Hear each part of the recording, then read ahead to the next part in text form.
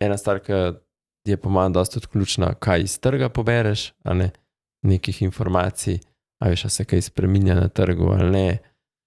Ti si rekel v bistvu mi prej, da recimo ne vem, a veš, v Bizi se neke podatke spremenijo. Nov lastnik tega našega partnerja, ne vem, neke objave so, ki malo vplivajo na to, ne vem, nekdo se širi na druge trge ali pa ful odpušča.